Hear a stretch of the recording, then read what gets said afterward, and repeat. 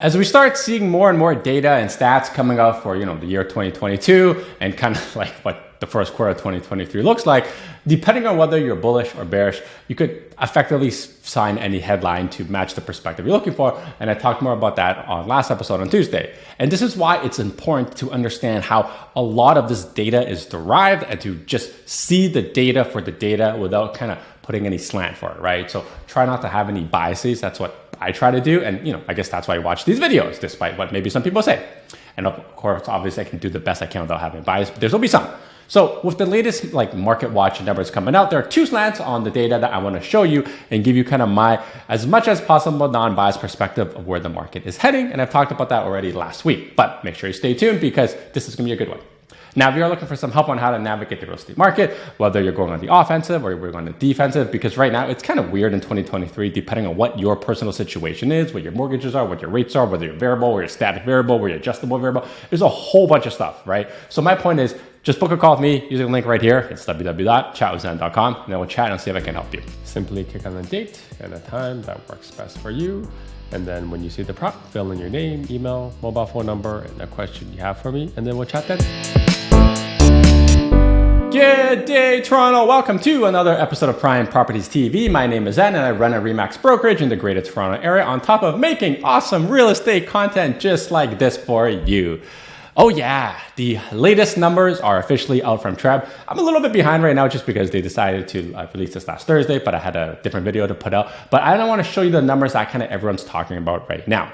So the average price on a GTA, Greater Toronto Area home in 2022 is about $1.19 million, which is up 8.6% from 2021 as per TREB. Now, here's the summary sheet that I normally use to show you what's happening in the market watch.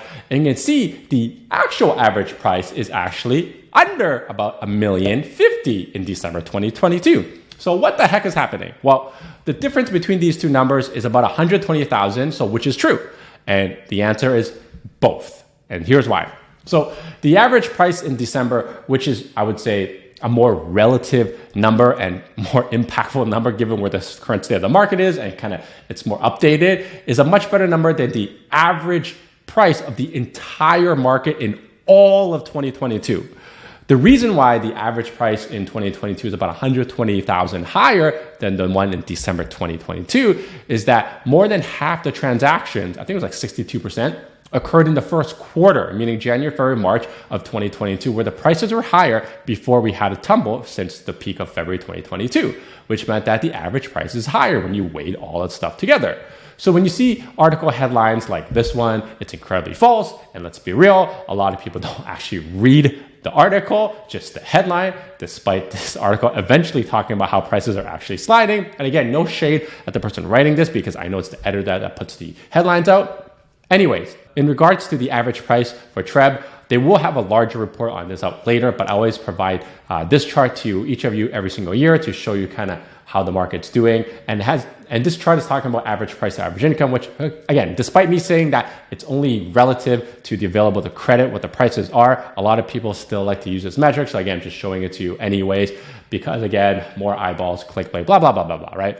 So how much income relative to the price do you need to purchase a home in GTA right now? Well, if you look at the chart, it's like really, really bad. So just a disclaimer, I put a slightly higher inflation number, which I probably would be better than what most people are getting for the income in 2022 because the numbers aren't out yet for Stats Can. But you can eventually see right here that the average home is about 22.4 times higher than the average income. Yeah, it's not good. It's not good. Something to note is that you can qualify only right now for about 5 times your gross income. So obviously the average person is out of the ballpark, or maybe a person making twice the average income is out of the ballpark. But two things to keep in mind. Like I was saying in my 2023 trends video, Canada is horrendous for pay increases relative to the US.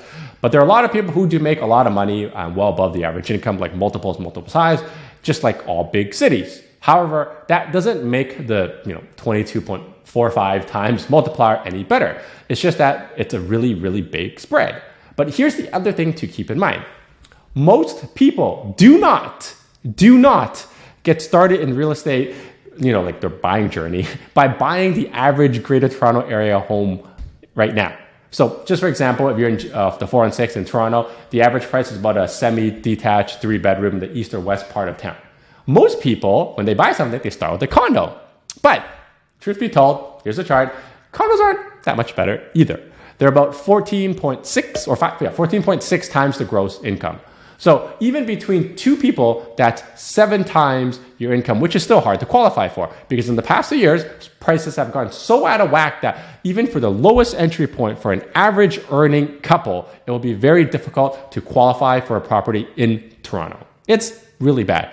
And look, this is where the bears will say, look, there needs to be a price reversion to affordability. And yes, I agree, things should be more affordable, but it's not about the ability to afford. It's about the ability to get credit to buy it. Because affordability was very, very easy when rates were much lower. See my point? Anyways, we'll see how the market in 2023 shapes out by Q2, because we'll have more answers then, and anyone who tells you they have an answer right now is full of BS. That's all I can say. Now let's turn our attention to the December numbers that came out.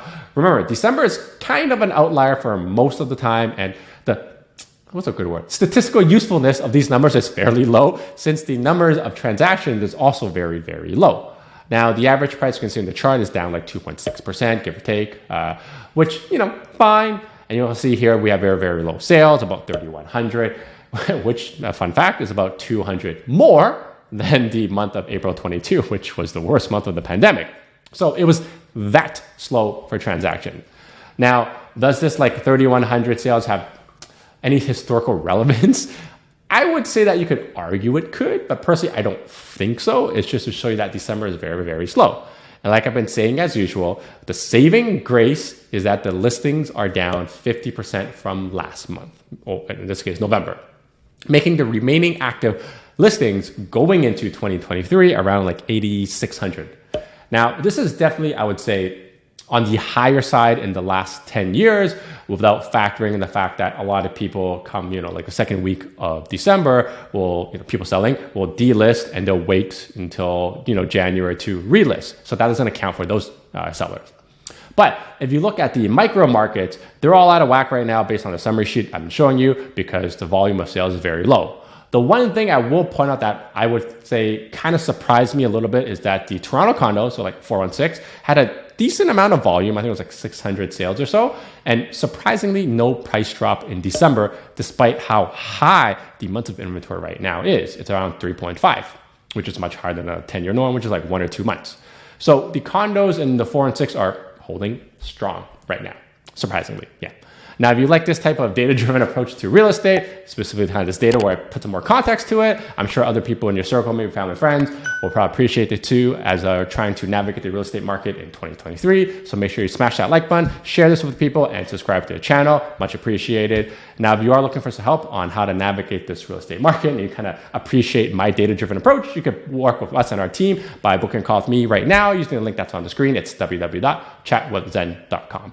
And I've generally been saying, everyone's very different right now because of all the stuff that's happening. So the approach to whether you're offensive or defensive is really going to be very catered to you. And you can't just kind of read a headline to say, oh, this is what I should do, because things are all over the place. Everyone's circumstance is different. Now back to what I was saying. So the final thing that I'll be covering today are the historical data for reference to kind of see how bad or how good we are. So in December, the active listings, like I was saying earlier, are quite high, to end the year. They're within the 20-year norm, as you can see in this chart over here, but you can see that they are definitely higher than the last 10 years, with the exception of 2017, 2014, and 2020.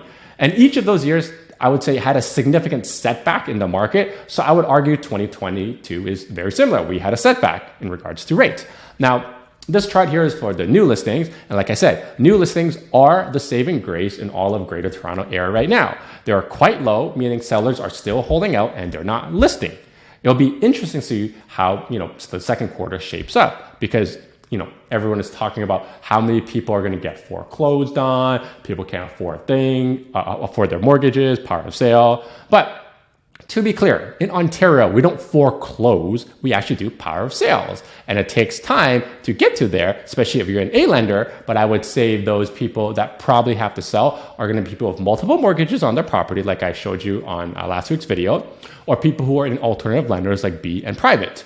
And, despite all the trigger rate talks a lot of people have, in the last 3-4 months, you remember a lot of people are essentially in a static mortgages, basically everyone that's not Scotia or National Bank, and their payments are the same, and it actually hasn't changed. The only difference right now is they're negative amortizing, meaning that instead of paying down their mortgage, they're actually increasing the mortgage because their payment doesn't cover the interest costs. Because you have to remember, unless you need to sell for some other reason, if your payment is the same and your lifestyle isn't changing, why do you need to sell? You just have to, take longer to pay it back. So the question becomes, are there going to be enough power of sale kind of properties to drive the prices down? I don't know, right? We'll have to see in Q2 and maybe some of Q1. If there is, I suspect it's probably a slow grind, right? Because you still have to sell for, what you can. You can't just like fire sell like a foreclosure. Now, the amount of properties that I'm seeing in the last, 3 months for power of sale has increased, but it's not significant enough. I would say I'm seeing now like 15 to 25 properties in GTA a week instead of like the 10, 15, which technically is like a 2.5% of all of December listings, roughly, right? So of course we could always see more, but at the moment right now, it's not substantial enough. Now, finally, sales, like I said, in December, very, very, very low, a bit higher than December of 08, which was financial crisis, but you can see that way below the last 10-year norm. And I'd say I chalk up, from what I can tell anecdotally, 75% of people are like the wait and see approach and waiting for rates to find some terminal rate. And the other 25 are just, they're looking, but they can't find anything good to buy right now because there's lots of crap out there, my opinion. But if rates stay elevated, I suspect a chunk of buyers will continue to, go with the wait and see approach and see what happens. Anyways, that's a wrap for this market watch. With the year starting now, I'll be back on my normal posting routine. I also do have a TikTok, so then I see some more stuff that's coming out. I'm trying to put up more content. And if you do want to talk about real estate, about what your personal situation is, you can book a call with me using the link that's right here. It's www.chatwithzen.com. Until next time, your move, your future. See ya! Now that you're done watching this one, how about this one? Oh, you know what? This one's good too. Ooh, this one's really good. You know what? Just watch them both.